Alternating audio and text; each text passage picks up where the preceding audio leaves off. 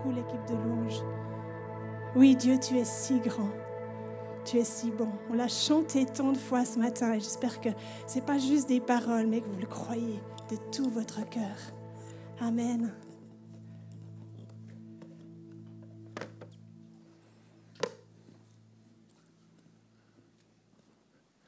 Ah ouais, quand même. Hein. Alors non, ne sommes pas trompés sur le titre. C'est bien marqué inébranlable et non pas indestructible. Mais quoique, ça peut se rapprocher quand même un petit peu l'un de l'autre. Inébranlable. Nous vivons actuellement dans un monde qui est en perpétuel changement. Vous avez remarqué, tout va de plus en plus vite, tout va très vite. On a énormément de sollicitations de toutes parts. Les médias, les réseaux sociaux, enfin, à qui faire confiance? Tout le monde nous annonce tous quasiment plus de mauvaises nouvelles que de bonnes. Alors finalement, c'est que faire là-dedans? C'est vrai qu'un certain climat de peur s'installe. Je ne sais pas si vous regardez les informations, les nouvelles. On met très souvent le focus sur ce qui va mal, sur les choses, les sujets bien préoccupants qui sont réels, c'est vrai, comme les maladies, la pandémie, les guerres, la famine, la biodiversité, le climat. Bref, tout va si mal dans ce monde. On nous montre des images même qui nous choquent, qui nous ébranlent, et sur lesquels, nous, on n'a aucun moyen de réponse. Qu'est-ce qu'on peut faire face à ça? Soyons honnêtes, ça nous fait peur. Et ça nous fait douter. Est-ce que Dieu, on l'a chanté, Dieu tout-puissant, est-ce qu'on y croit vraiment? Parce que le mal est partout, il semble s'étendre toujours plus. Comment faire alors pour garder le cap? Comment faire pour ne pas perdre confiance? Justement, ne pas avoir peur et surtout continuer d'être un témoin de Christ partout où je suis. Parce que c'est ça, si je suis inébranlable, je vais pouvoir continuer à être témoin de Christ partout où je me trouve. Et finalement, donc, comment faire pour rester inébranlable? Vous saurez tout ce matin. Oui. En tout cas, une bonne partie, on espère, une partie sur laquelle vous pourrez baser votre foi. Parce que Dieu, dans sa parole, déclare à d'innombrables fois que nous sommes inébranlables. On a juste sélectionné 2 versets, parce qu'on ne veut pas vous dire tous les versets, on en aurait pour un moment. Mais Psaume 62,7 nous dit « Lui seul est mon rocher, mon sauveur, ma forteresse, je ne serai pas ébranlé. » Yes. Et Proverbe 10,30 nous dit « Le juste ne sera jamais ébranlé. » Et quand c'est écrit « jamais », c'est jamais. Mais les méchants ne demeureront pas sur la terre, mais le juste ne sera jamais ébranlé. Finalement, est-ce qu'on saisit bien la signification profonde de ce mot inébranlable? Et surtout, toujours la même question, comment être inébranlable? Vous aurez la réponse. Alors, comment savoir si ce mot inébranlable veut dire en français? Donc, qu'est-ce qu'on fait? Moi, on regarde dans un dictionnaire. Et le dictionnaire, il donne inébranlable pour des objets, par exemple. Si c'est un mur inébranlable, c'est qu'il est solide, il n'y a rien qui peut le faire tomber, il est tenace, il est résistant contre toute intempérie. L'antonyme, le mot différent de inébranlable, c'est justement branlant, un mur branlant. Ce mot inébranlable aussi peut s'appliquer à des personnes, donc à vous et à moi. N'est-ce pas?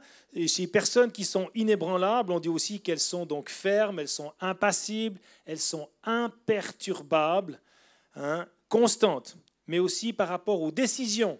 C'est des personnes qui sont fermes dans leurs décisions. On ne peut pas leur faire changer d'avis. Inébranlables. On dit des fois ils sont déterminés, inflexibles, intransigeants, irréductibles, comme les Gaulois. On dit aussi, à l'inverse, c'est des personnes donc qui sont influençables ou des personnes qui sont fragiles. Waouh, donc voilà ce que dit inébranlable dans le dictionnaire. Mais dans la Bible, on en parle aussi, je vous ai dit, beaucoup de fois.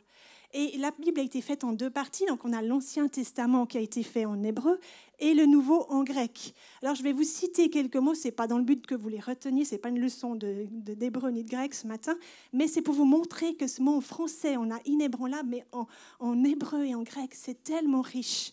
Et dans la Bible, tout ce qui est dit sur ça, c'est pour nous. On a Écoutez trouvé bien. 7 mots qui veulent dire inébranlable dans la Bible. En tout cas. Nous, on en a trouvé 7. Et alors, il y a le mot hébreu-kun qui veut dire avoir une bonne base, être solidement ancré. Le mot mot, ne se laisse pas secouer. Encore en grec, en hébreu, sagab, être hors de portée, être hors d'atteinte. C'est ça, être c'est inébranlable. Bon. Ça, c'est bon. Et en grec, ametakinetos, qui ne peut être déplacé. Hedraios, assis, ferme, sédentaire. Stéréos, qui est fort, qui est ferme, inébranlable, solide, dur, rigide. Voilà tout ce qu'on est. Et encore un dernier témélio, poser le fondement, fonder, rendre stable, établir. Et ces mots-là sont utilisés dans la Bible. Et par exemple, un des premiers qu'on veut vous citer, que la terre est inébranlable. Avec tout ce qu'on a dit au départ, sachez que le psaume 104, verset 5 nous dit « Tu as établi notre terre sur de solides fondements pour qu'elle reste inébranlable à tout jamais. » Elle est inébranlable à tout jamais, notre terre. Amen. Yes. Ça ne veut pas dire qu'on ne doit pas être responsable, mais notre terre est inébranlable à tout jamais. Ça fait quand même plaisir de se rassurer. C'est quand même rassurant. Ça s'applique aussi à la maison du croyant. Donc, si tu crois en Jésus, ça s'applique aussi à ta maison. Dans Luc 6, 48, c'est marqué, donc le croyant ressemble à un homme qui a bâti une maison. Il a creusé, il est allé profond et il a assis les fondations sur le roc. Quand le fleuve a débordé, les eaux se sont jetées avec violence, c'est pas tendre, contre la maison.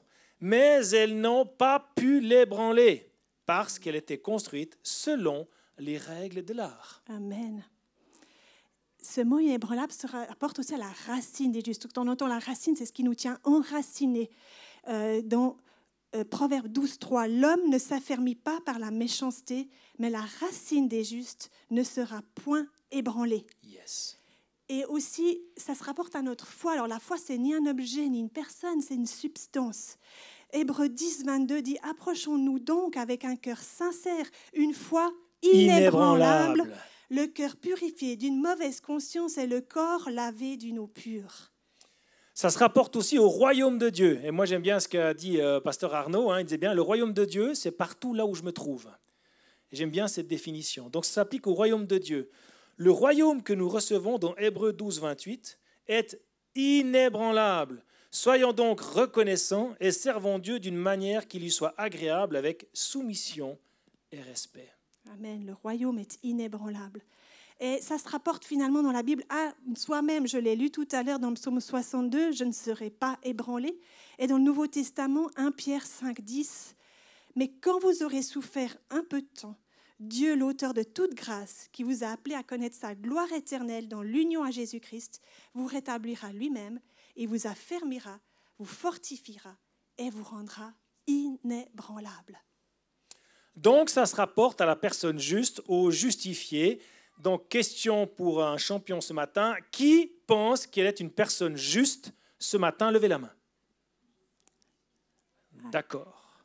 Donc, sachez que si vous croyez au Seigneur Jésus-Christ, vous êtes cette personne-là. Vous êtes une personne juste. Amen. Donc, vous êtes inébranlable. Yes, c'est déclaré, c'est marqué dans la parole. Mais on va continuer.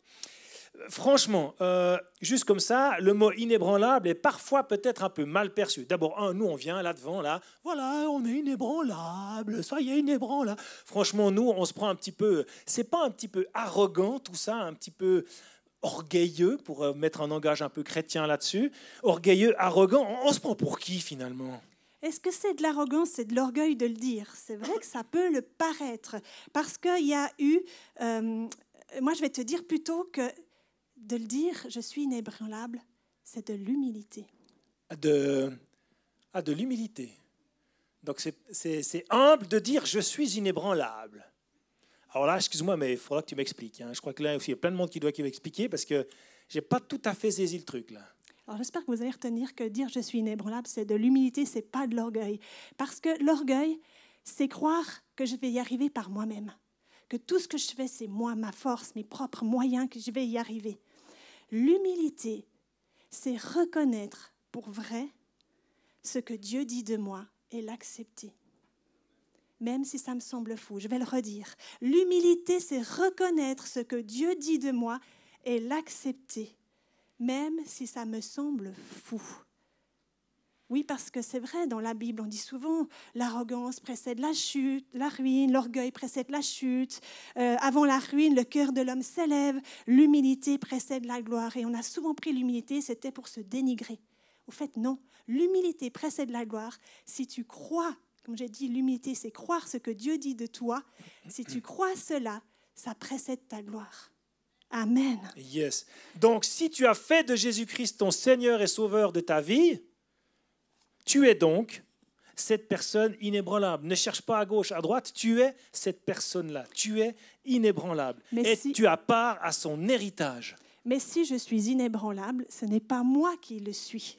Non, c'est Christ qui vit en moi, qui est inébranlable. C'est un cadeau de Dieu, c'est une grâce de Dieu qui ne se mérite pas, mais qui s'hérite par la foi en Dieu. En effet, dans Joël 4,10, c'est marqué que le plus faible clame « Moi, je suis un héros », que le faible dise « Je suis fort ». Donc Dieu ne regarde pas à mes forces, mais regarde donc à ce qu'il a constamment devant ses yeux. Et qu'est-ce qu'il a devant ses yeux ? Eh bien, il a Jésus, parce que nous sommes cachés en Christ, comme c'est dans Colossiens 3,3, « Car vous êtes morts et votre vie est cachée avec le Christ en Dieu ». Petite démonstration. Je vous présente Jésus, qui arrive ici sur scène. Yeah. Pasteur Arnaud, qui est donc Jésus ce matin. Donc, et moi, simplement, simple humilité, je suis Dieu. Et moi, je suis moi. Appelez-moi Voilà. Dieu. Hein.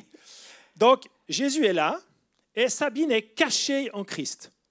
Quand moi, Dieu, je regarde Sabine, qu'est-ce que je vois en fait ? Je vois Jésus, pur, sans tache, juste. Voilà pourquoi vous êtes tous justes ce matin. Si vous faites Jésus, votre Seigneur et Sauveur, vous êtes justes, parce que Dieu voit Jésus avant Sabine. On veut dire comme ça. Si Sabine se déplace, Jésus est avec elle tout le temps. Donc, elle se déplace là, voilà. Moi, je vois toujours Jésus. Et donc, elle est cachée en Christ. Merci beaucoup, Jésus. Merci. Donc, Galates 2,20, ce n'est plus moi qui vis. C'est Christ qui vit en moi. Ma vie en tant qu'homme, je la vis maintenant dans la foi au Fils de Dieu qui, par amour pour moi, s'est livré à la mort à ma place. Amen. Yes. Amen. Et je suis cachée en Christ. C'est Colossiens 3,3. Vous pouvez le vérifier dans votre Bible qui le dit. Donc, si je suis inébranlable, c'est vrai, je le crois et ça règle le problème. Je suis inébranlable. Mais ce n'est pas moi qui suis inébranlable. C'est Christ qui vit en moi qui est inébranlable. Et être inébranlable, ce n'est pas un costume d'apparat qu'on va montrer à tout le monde. Voilà, je suis inébranlable. D'accord ? Comme on pourrait dire, là, je suis indestructible. Ils ont leur costume indestructible. Mais ce costume, cette parure qu'on a, il n'y a qu'une seule personne qui doit le savoir. Vous savez qui ? C'est l'ennemi de ton âme, c'est Satan. Il doit le savoir et il doit le voir que tu es inébranlable. Et c'est la seule personne, tu n'as pas à le clamer devant tout le monde, tu as à le déclarer devant ton ennemi. Exact, Satan. parce que Satan, lui, il entend nos voix, et pas ce qu'elle a dans la tête, mais il entend nos voix, donc c'est juste et c'est bien de le dire, je suis inébranlable, tu n'as rien à faire avec moi. Est-ce que finalement... Parce que c'est bien joli tout ça, mais est-ce qu'au quotidien, tous les jours, là, aujourd'hui, bientôt fête nationale, est-ce que je peux, comment faire pour rester inébranlable ? Est-ce que c'est possible de rester inébranlable ? La réponse est oui. Oui, parce que Dieu le dit, donc j'ai dit, puisqu'il le dit, je le crois et ça règle le problème. Yes. La réponse est oui, parce qu'on va aussi regarder un exemple. Il y en aurait beaucoup, mais on a choisi l'exemple d'Abraham. Vous savez, Abraham, on l'a appelé le père de la foi. Et il a été appelé par Dieu alors qu'il avait 75 ans et Dieu lui a dit qu'il serait père d'une grande nation. Mais 25 ans plus tard, le voilà toujours sans enfant. Et sa femme Sarah n'a toujours pas enfanté. Et il est resté ferme, inébranlable. Yes, on le voit dans le texte de Romains 4, versets 19 à 21. Sans faiblir dans la foi, il n'a pas considéré que son corps était déjà usé, puisqu'il avait près de 100 ans, ni que Sarah n'était plus en état d'avoir des enfants. Il n'a pas douté par incrédulité de la promesse de Dieu, mais il a été fortifié par la foi, et il a rendu gloire à Dieu, car il avait pleine conviction que ce que Dieu promet, il peut aussi l'accomplir. Il n'a pas douté. Alors comment Abraham a-t-il fait pour rester 25 ans au moins, pour rester ferme et inébranlable? La réponse est dans ce qu'on a lu. Il n'a pas considéré son corps ni celui de sa femme. Il n'a pas regardé à l'extérieur des choses.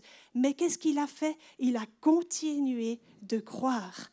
Et il a été persévérant. Et il a eu pleine foi en son Dieu. Waouh! Et il a continué, c'est marqué, de rendre gloire à Dieu malgré tout. Et il était pleinement convaincu que ce que Dieu lui a dit était vrai. Et voilà, c'est le secret de son inébranlabilité à Abraham.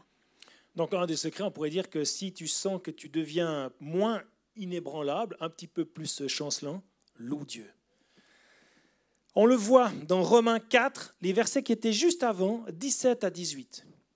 Comme le dit l'Écriture, je, Dieu qui parle, t'ai établi pour être le père d'une multitude de peuples.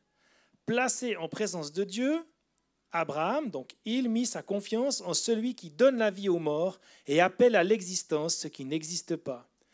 Alors que tout lui interdisait d'espérer,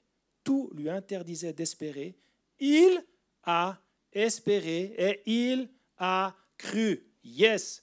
Ainsi, il est devenu le père d'une multitude de peuples, conformément à ce que Dieu lui avait dit, ta descendance sera nombreuse. On a lu, tout lui interdisait d'espérer. Et c'est vrai que des fois dans ce monde, nous aussi, tout nous interdit d'espérer. Il n'y a rien, on ne peut rien s'accrocher pour notre avenir. Qu'est-ce qu'on offre à nos enfants comme planète? Rien. Si tout est vapeur, tout s'ébranle autour de nous. Et lui aussi, tout lui interdisait d'espérer. Mais Abraham a continué d'espérer et de croire en la parole de Dieu et à ses promesses. Abraham savait déjà qu'il avait été père avant même qu'il le soit physiquement. Croire pour Abraham, c'était voir avec les yeux de la foi. Ouais, bon, ça c'est Abraham, hein. C'est dans la Bible. Franchement, moi je ne suis pas Abraham. J'ai un peu, je ne veux pas dire que j'ai de la peine, mais moi je sens que je n'arrive même pas là, quoi. Je n'arrive pas à la cheville à Abraham. Hein.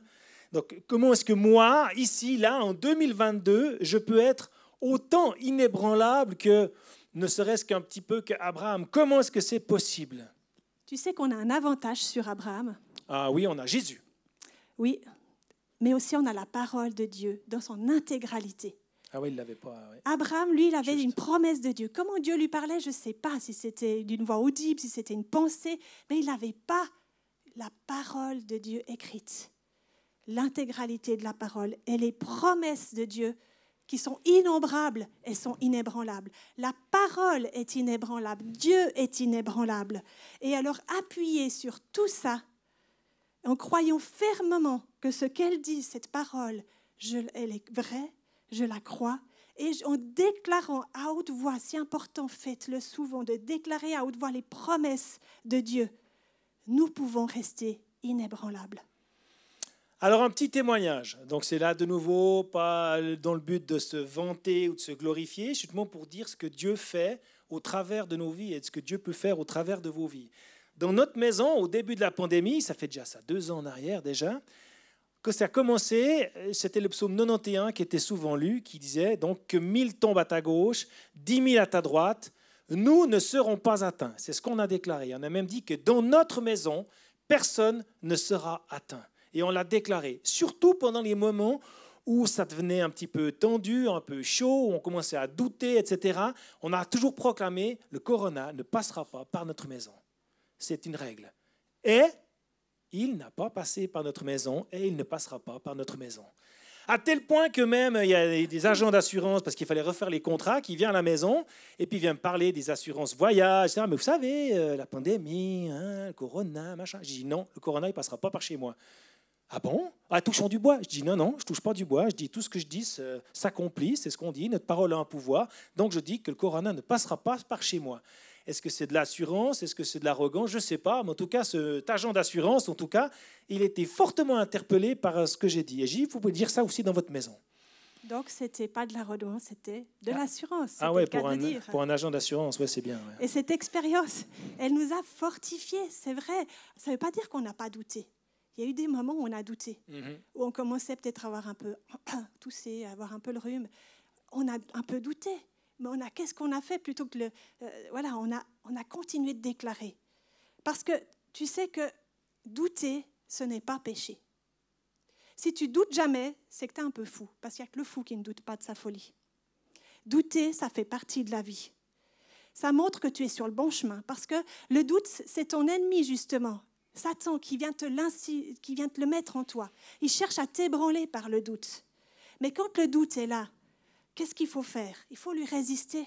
Il ne faut pas lui céder, il ne faut pas lui donner l'avantage. Il faut lui rappeler la promesse que tu trouves là-dedans à propos de ton besoin. Si tu es malade, tu te déclares « J'ai été guéri dans le nom de Jésus. Il a pris sur lui toutes mes maladies. » Il y a toujours une promesse pour ta situation.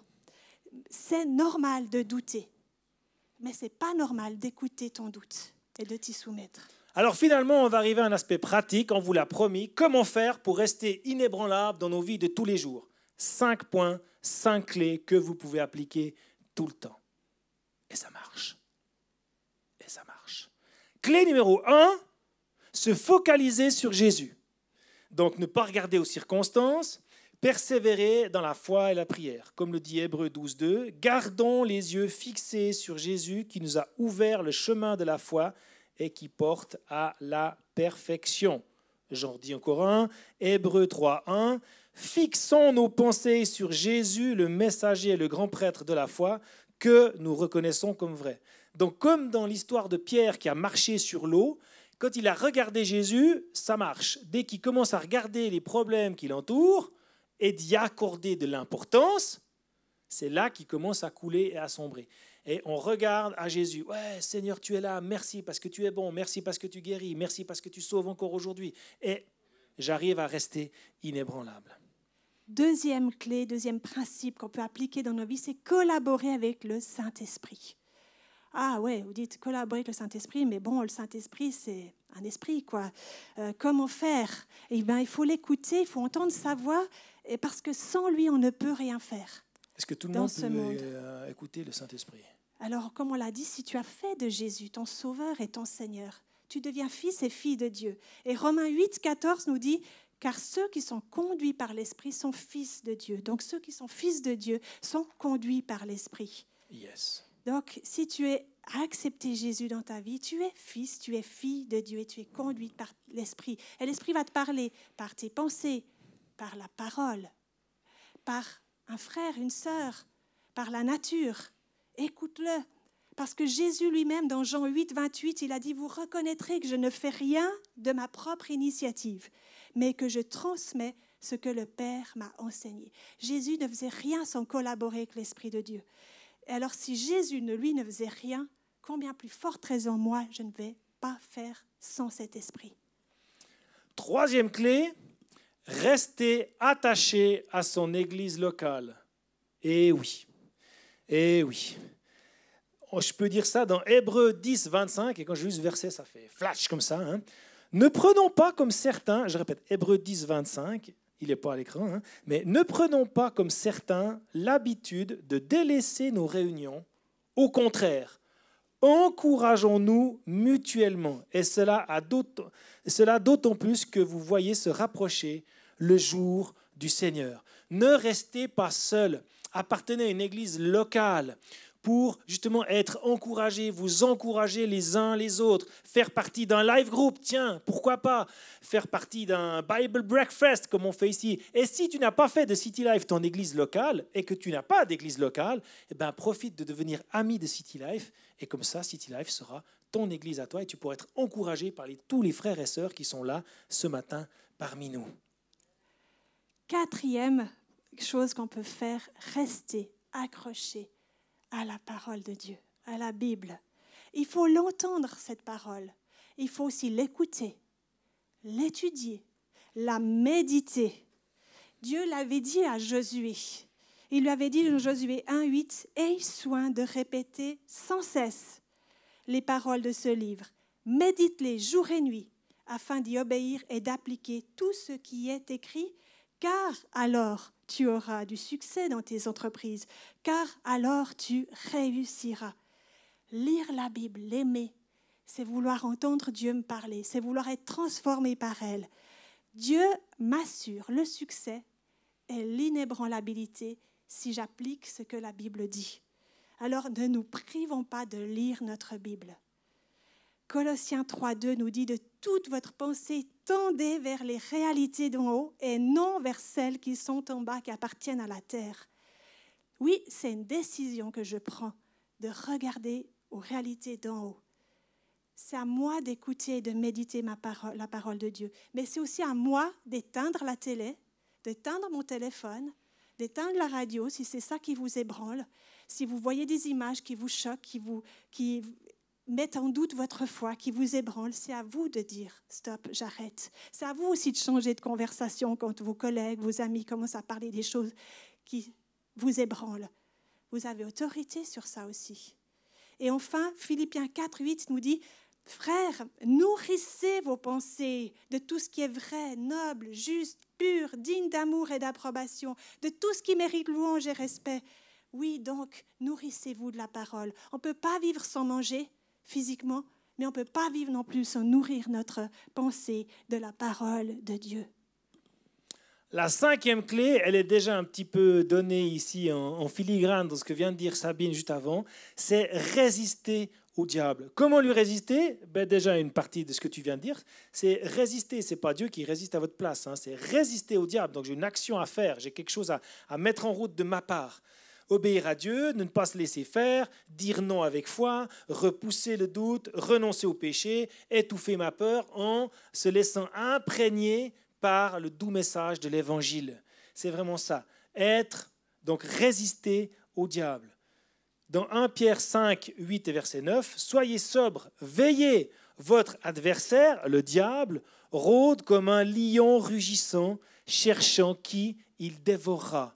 Résistez-lui avec une foi ferme, sachant que les mêmes souffrances sont imposées à vos frères dans le monde. » Jacques 4, 7, « Soumettez-vous donc à Dieu, résistez au diable et il fuira loin de vous. » Aussi simple que cela. Se soumettre, ça veut simplement dire écouter, obéir à ce que nous dit Dieu, à ce que dit Dieu dans sa parole. Voilà le secret pour rester inébranlable. Malgré toutes les circonstances et les situations que vous pouvez vivre et qui nous entourent.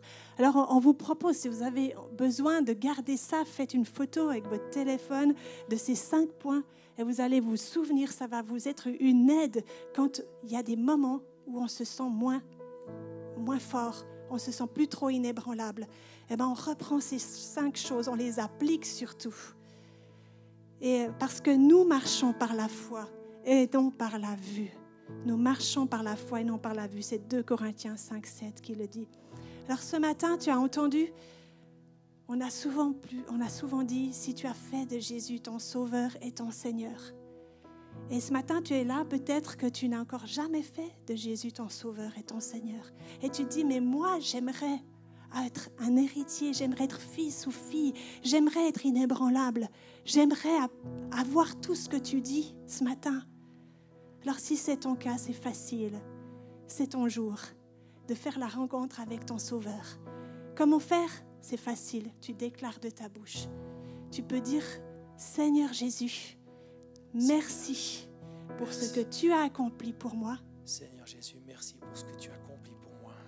Et je crois ce matin, qu'en déclarant que tu es mon Sauveur et mon Seigneur, qu'en déclarant que je te fais Seigneur et Sauveur, que je suis sauvé, que je suis sauvé, que je deviens ta fille, que je deviens ton fils, que je deviens ta fille, ton fils, que je deviens l'héritier et l'héritière de Dieu. Que je deviens ton héritier.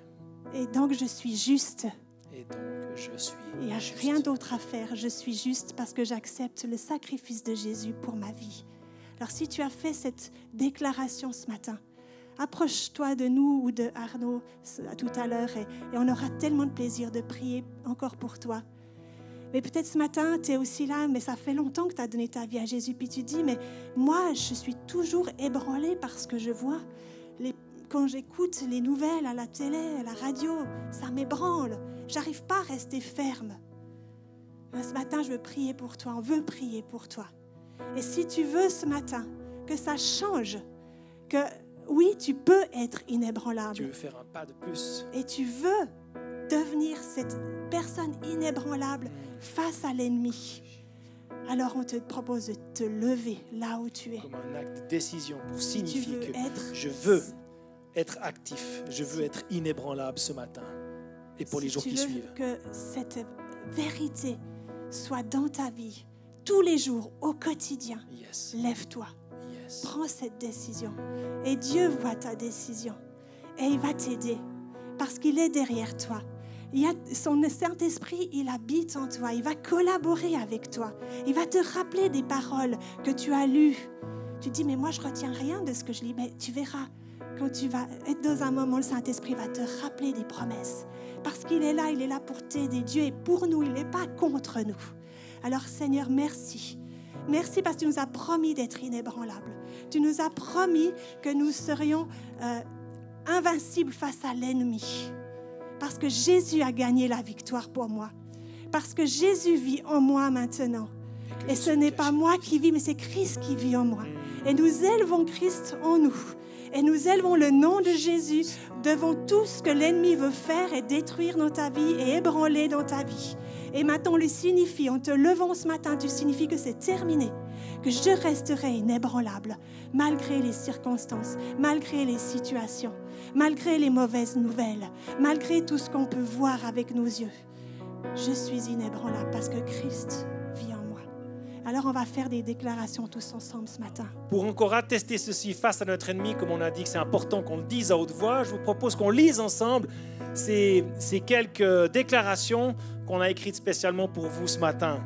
Donc, ma foi n'est pas basée sur les circonstances, mais sur la parole de Dieu. Ma foi n'est pas basée sur les circonstances, mais sur la parole de Dieu. Ce n'est pas moi qui suis inébranlable, mais c'est Christ qui vit en moi qui est inébranlable. Ce n'est pas moi qui suis inébranlable, mais c'est Christ qui vit en moi qui est inébranlable. Et de ce fait, je peux dire maintenant tous ensemble, je suis inébranlable en Jésus-Christ. Yes. Amen. Je Amen. suis inébranlable. Tu peux dire à ton voisin, tu es inébranlable. Ou même dire, je suis inébranlable. Et toi? Yes. Et on veut vraiment dire merci parce que c'est pas nous, c'est pas par nos propres forces. Vous l'aurez bien compris, c'est par la puissance de Dieu. Et ce matin, il veut continuer d'agir pour vous, le Seigneur. Parce que moi, ce matin, en priant pour vous et priant pour ce moment, j'avais senti qu'il y en a qui avaient des problèmes de rester inébranlables justement parce que vous avez des maux de tête qui sont toujours là. Des maux de tête chroniques. Et ce matin, Dieu va vous débarrasser de ces maux de tête.